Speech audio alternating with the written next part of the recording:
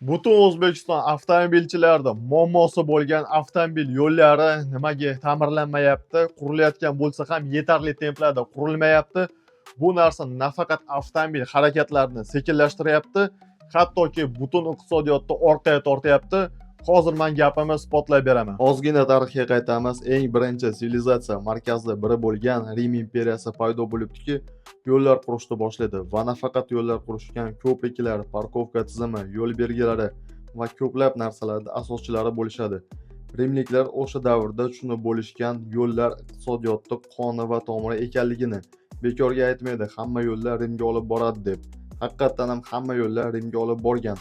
Biz ham shu narsani tushunib yetish vaqti keldi menimcha.